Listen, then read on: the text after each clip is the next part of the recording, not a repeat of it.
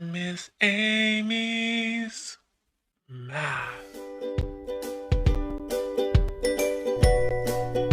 So you've already learned that the absolute value of 3 is 3, and that the absolute value of negative 3 is also 3. So now, let's try solving this equation. Well, we just saw that when x equals 3, or when x equals negative 3, the equation is true. So we end up with two answers. X can equal 3, or x can equal negative 3. For all of the examples in today's lesson, we have to remember that the expression inside of the absolute value bars could be positive or negative. Now let's look at example 1. We want to find all the values of x that make this equation true.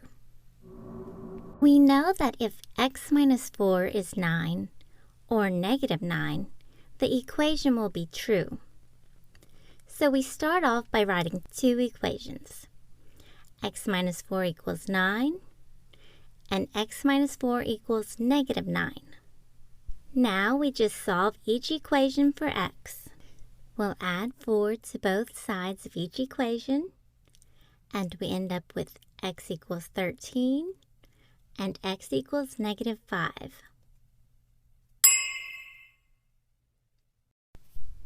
Now for example 2. We have the absolute value of x plus 3 minus 2 equals 5. The first thing we have to do is isolate the absolute value.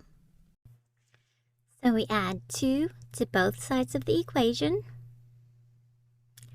And now we know that the equation will be true if x plus 3 equals 7 or negative 7.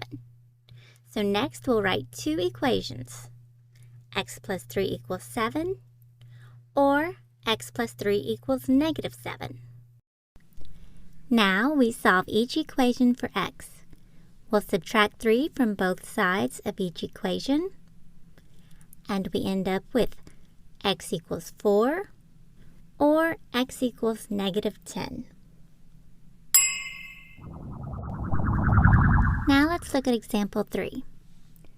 We have the absolute value of 2x minus 3 minus 4 equals 1.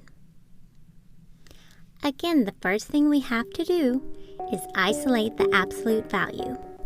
So we add 4 to both sides of the equation. Now we can see that if we replace 2x minus 3 with 5 or negative 5, the equation will be true. So our next step is to write down two equations. We have 2x minus 3 equals 5, and 2x minus 3 equals negative 5. Now, we just solve each equation for x. We start by adding 3 to both sides of each equation. Next, we'll divide both sides of each equation by 2, and we get x equals 4 and x equals negative 1. Now for our last example. We have negative 3 times the absolute value of x plus 5 minus 4 equals 8. The first thing we have to do is isolate the absolute value. So we add 4 to both sides of the equation. Now we have to divide both sides by negative 3.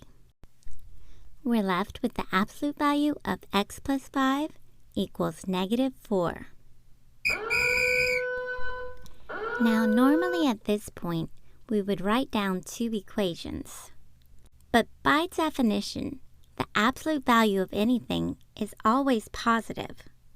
And here, it's equal to negative 4.